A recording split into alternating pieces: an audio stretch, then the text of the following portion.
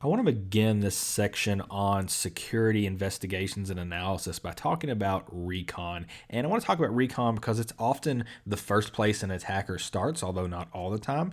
But even when it's not the place they start, it's often a place they end up. Recon is generally a part of an attack, whether it's from an external perspective or an internal perspective. Consider the external perspective first, where an attacker wants to learn more about the target organization, whether that's you pretending to be the attacker as a part of a consulting job, or it's a real attacker targeting your infrastructure. They want to learn about what your external facing infrastructure is, what ports are open to the world, what services and servers you have listening. So to do that, they're going to perform some basic reconnaissance. They're generally going to do some form of active scanning to be able to determine what's exposed and what they may be able to manipulate or attempt to exploit moving forward. Now, not all attacks involve traditional external to internal exploitation. As a matter of fact, as we move further in history and further in time, we see less and less of that. Most of the attacks now involve something like a phishing attack or getting a user within the network to click something outside the network they aren't supposed to. And that's fine. That means there's probably not some level of external reconnaissance, but there is generally some level of internal reconnaissance. So once the attacker gets a foothold inside the network, they need to do some scanning or some operating system fingerprinting or what have you to spread around and move throughout the network and accomplish whatever their objective may be. Remember, your attacker, again, whether that's you pretending to be an attacker or a real attacker, they don't know the network they're in. It's not their network. So they have to move around inside that network and learn more about it, learn how it's laid out, learn if it's a flat network, if it's segmented, what hosts live where the servers are, so on and so forth. Whatever their mission is, they're going to have to generally do some type of reconnaissance to be able to find their path to their objective. And that's why reconnaissance is very important, both from the attacker perspective, knowing how to perform that reconnaissance, but particularly from our perspective, from the defender perspective, knowing how to recognize that reconnaissance, what it looks like, and how to dissect it and interpret it at a packet level. Certainly, if you're involved in security, you will be involved in reviewing alerts or looking at the results of scans that have been conducted against you to determine if malicious activity happened and what systems were targeted, where they were targeted from, and if anything else bad went on. So we want to talk a little bit about those scans here. Now, I'm going to talk about, first of all, active scanning, port scanning specifically, and then we're going to talk about operating system fingerprinting, being able to determine what the operating system of a host is, either actively by sending data to it and observing the responses, or passively by just capturing packets sent to and from that machine. So we're going to cover those things here. I'll give some lecture about them, explain the concepts with some examples. I'll show you some actual packets of these things going on, and then there will be a couple lab exercises where you can practice some of these skills yourself, practice reviewing maybe what the operating system of a machine is or what ports are open based upon the packets of the scans that are occurring. Here's a figure that I showed earlier in our discussion about transport layer protocols when talking about TCP and UDP. I want to bring it up again because I think it's important to understand the relationship between ports and services as it relates to active scanning. If I set up a system and let's say I want it to be a web server, then I would install something like Apache or Nginx or IIS to serve as the application that runs that web server. Now, the web server itself has to bind to a port on a system in order to be able to receive data. So I would bind, let's say, Apache to port 80, and any system that wanted to utilize those web server services would connect to that system on port 80, and that would facilitate that communication as shown in the diagram here. Now, this is an interesting concept because any system that has a service that's network aware is listening, and they're usually listening on common ports for common services. HTTP will use port 80, HTTPS will use 443, SSH will use port 22, and so on. We have these mappings of common ports to common services. Now, from an attacker perspective, that's interesting because basically what that tells me is if I know that a system somewhere out there, so in our example here, let's say system B, if it has a service listening on port 80, I know it's probably a web server. If it has a service listening on port 53, I know it's probably a DNS server. that's useful information to me as the attacker, because once I know that those services are listening, first of all, I know this is probably some sort of server in the first place, and then I can also start probing those services, looking for weaknesses, looking for out-of-date versions, looking for information I can harvest from them. Maybe if it's a DNS server, I can perform some type of zone transfer or something like that. If it's a web server, maybe I can interact with that web application in a malicious way. It's kind of the first step in gathering information about that system, and that's kind of where this concept of active scanning comes in. Here's another slide from the section on TCP earlier where we talked about normal stimulus and response. And remember, with this slide, we talked about what would happen if I sent a TCP SYN packet to port 80 to establish a new connection. And it really depends upon the state of the machine I'm communicating with. If that host is up and listening and has a service bound to port 80, a web server in this case, we're probably going to receive a SYN-ACK packet back and we can continue setting up that session. If it's not listening at all, we may get a reset or a reset ACK back. If the host is down, we may get an ICMP type 3 code 1. And if there's some type of block in place by the router or firewall in between us, we may either get no response or an ICMP type 3 code 10 admin prohibited to host message. These are all normal responses per the way network communications are configured to work, per TCP and ICMP. These are all normal things, but they can also be manipulated to some degree to allow an attacker to send a stimulus to a host and then review that response to learn more about the host and what services are listening. And this is kind of the premise of a port scan. Consider this scenario. We have an attacker here on the left, and I send a TCP SYN to target 1 on port 80, and it responds with a TCP SYN ACK. So in this case, I know that port 80 is open, some service is bound to it on that target. Now, you would think I might be initiating a connection, a legitimate connection to this, and I would go ahead and close that connection, but I don't. In this case, instead of doing that, I send another TCP SYN packet to a completely different target. It responds with a reset. So I know that host maybe isn't running a service on port 80. Then I'm going to send yet another TCP SYN packet to another host on port 80, and it doesn't respond at all, which means maybe that request is filtered, so I'm not entirely sure if it's running a service on port 80. So in this case, I've sent the exact same packet to 3 different hosts and received 3 very different responses. But the difference here is that I now know something about each one of these 3 targets. I know that target 1 is probably a web server, target 2 probably isn't, and target 3, well, we don't know, but we can do some more probing there. So each of these responses tells me at least a little something about that host, and this is really one of the premises of active scanning.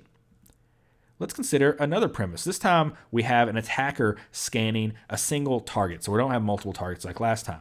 Here I'm going to send a TCP SYN packet to port 22, and I get a TCP SYN ACK back. So that tells me this is probably listening some type of SSH service. So SSH is maybe open on the target port because that's the port that's commonly associated with it, port 22. Now I'm going to send another packet, a TCP SYN on port 53. Now I'm going to send a TCP SYN on port 21. Now I'm going to send one on port 80, and to that one I actually get a response back. So do you see what we're doing here? We're actually enumerating these hosts. We're scanning them by sending multiple packets, the same type of TCP SYN packet, attempting to establish a connection on one of these open ports. Of course, as the attacker, though, we're not actually interested in establishing a real connection. We just want to see the responses we get back. And that's kind of the premise of active scanning, is we're sending very specific stimuli to a host and monitoring the response that comes back, because that response tells us information about that host, what it's doing, what services may be running, what ports are open, and that gives us a basis to use for continuing our attack and furthering our attack once we've done our initial reconnaissance. Now, if you're familiar with ports and port scanning, that demonstration and explanation may have been a little overly simple, but I say that to set up really the premise of really most recon is that it's all about stimulus and response. And there's a reason, going through the examples of all the other protocols we talked about in those sections earlier, that I framed it as such in the concept of stimulus and response. Is not only does it help you understand the protocols better, but it also helps you understand how someone with malicious intent may use that stimulus and response and be able to observe response from a specific stimulus to make judgments about a system. And that's kind of the basis of a lot of security, is it's an attacker sending unexpected stimuli to a host or to a service and then seeing what the response is and then manipulating their stimuli in order to get the response they want. As a matter of fact, most concepts in security can probably be boiled down to that same type of concept. So it's important to understand that, and that it's not necessarily flaws in systems or designs, it's just how communications work. In order for communication to work appropriately, we have to be able to tell when a port is open and when it is closed, and as such, the attacker can also use that to their benefit. Now, practically speaking, the reason the attacker would do this, they would probably set up some sort of automated scanning across targeting a specific group of systems, whether externally facing or internal. They would set it, it would run, they would have a piece of software, maybe something like Nmap, collecting that data, and it would give them a nice pretty report that says, here's target 1, here are the ports open, here's target 2, here are the ports open. And that basically helps pave the way or give them a little bit of a map as to where they're going to go next. What am I going to attack, or what service do I need to probe in order to further my compromise on this network or gain an initial foothold? That's the premise of active scanning, and we'll go ahead now and actually look at a couple packets of that as well. I've opened up the file synscan.pcapng, and it contains a capture of the process we really just talked about. It's a single system scanning another system across many different ports, attempting to see which ones it gets a response back from so it can determine which port is open. In this case, this was actually generated by the Nmap tool that I've already mentioned, and it's a pretty simple scan. So I want to go through this and just show you some examples of some of the things we talked about. Now, in this case, you'll see here our source is 172.16.0.8. That's our attacker for this purpose. And our destination, or the victim, is 64.13.134.52. And you'll see we have a lot of packets going one way from our attacker to our victim, and they're from it looks like static and incremented ports all the way to specific well-known ports. So you see here we have HTTPS, we have IMAP, MySQL, POP3, DNS here, all these ports you'd expect to see, and they are TCP SYN packets. You can see SYN right here in the info column, and there's no significant data being transmitted as part of this TCP SYN, of course. So pretty straightforward, very small packets being sent. So let's dig into some of these. As a matter of fact, let's start here with this port 443. So what I can actually do here is I'm just going to apply a filter and tell it to show me all packets destined to or from port 443. Now, when I apply that filter, it looks like here we have a packet from our source to our destination, from our attacker to our victim, and then we have another one in packet 32. We don't see a response, right? So this is what we would call a filtered response, or simply just a host not responding for some reason. So this is kind of inconclusive. We don't know as an attacker if port 443 is open on the device we're attempting to communicate with. So let's try something else. I know that DNS was also scanned here, and it looks like DNS actually did have some responses. Of course, DNS operates on both UDP port 53 and TCP 53. So we're looking at TCP here, and sure enough, we do see something happen. Here in packet number 9, we see that the attacker scanned the victim, it sent a SYN packet, and the victim responded with a SYN ACK. So that tells the attacker that port 53 is open. So this device is listening to DNS requests. It may be a DNS server. I'm not going to say it definitely is. It could be a honeypot. It could be some other service listening on port 53 that's not DNS. That'd be a little odd, but it's very well possible. Now, if this were a normal TCP three-way handshake, you might expect to see an ACK packet come back, but this is not that. The attacker has no interest in actually setting up a formal communication sequence with the victim. It just wanted to see if the port was open, so it doesn't respond. As a result, that has the victim here send some retransmissions of the SYN-ACK packet that it sent, trying to fix what it thinks is a temporarily halted or broken transaction, when in fact it is just a scam. Let's try one more port that I know is listed in this file, and it's port 113, which is not really a port you see often associated with the ident service. In this case, I want to show it because it has a differing response. We have our SYN packet sent here in packet 13, and then in packet 14, we see a response of a reset ACK. And what does a reset ACK tell us? Well, from our TCP stimulus and response discussion, you know that means the port is closed. There is no listening service on it. So we have an explicit reset back from the server. We see this happens a couple times here. We have it in 13 and 14, and in 530 and 571. So we have that a couple times in the packet capture.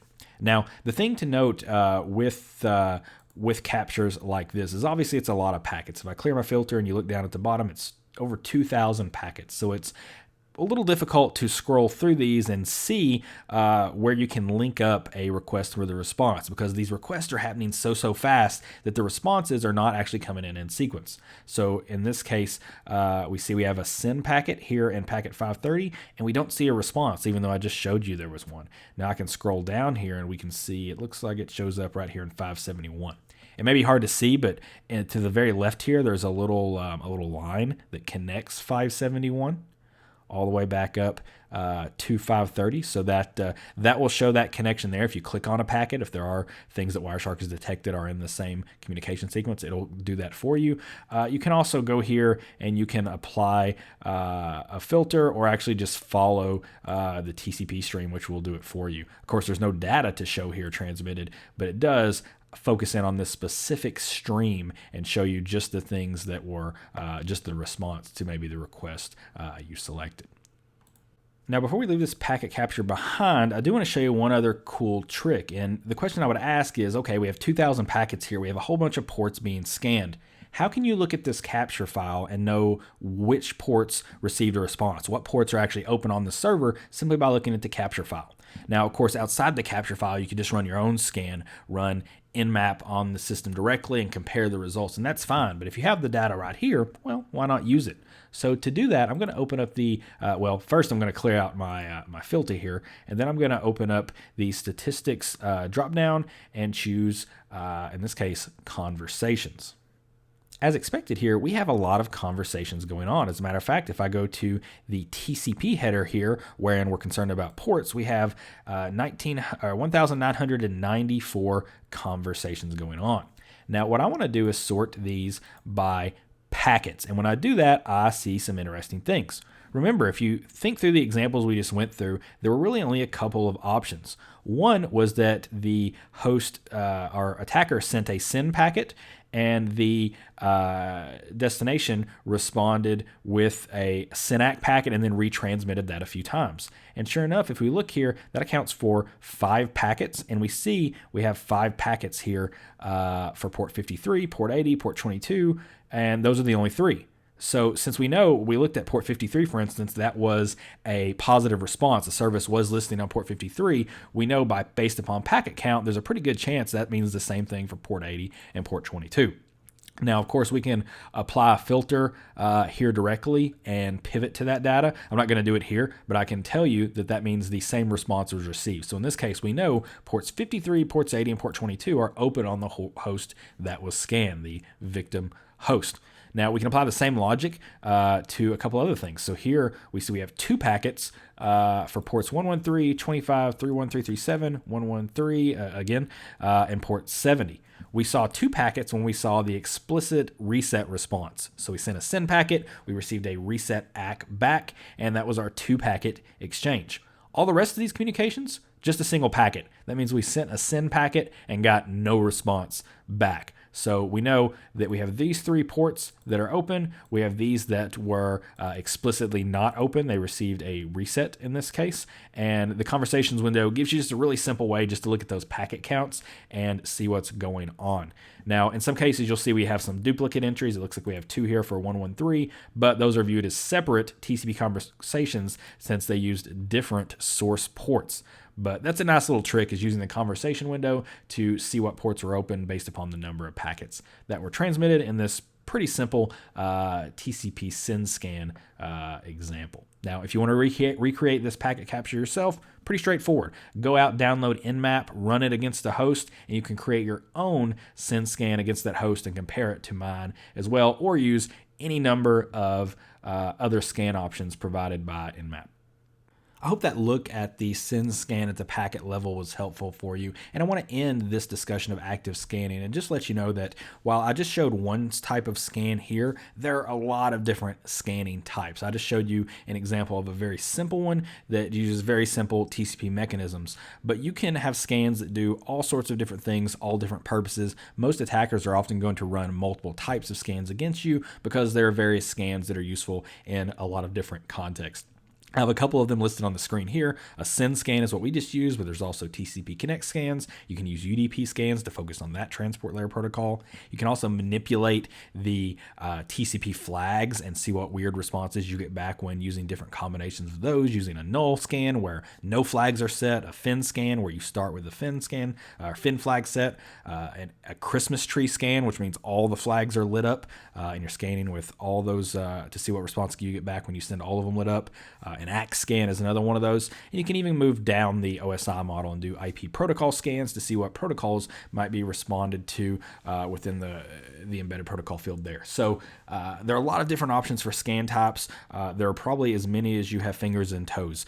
So if you're interested in that, definitely grab Nmap, pull it down and download it.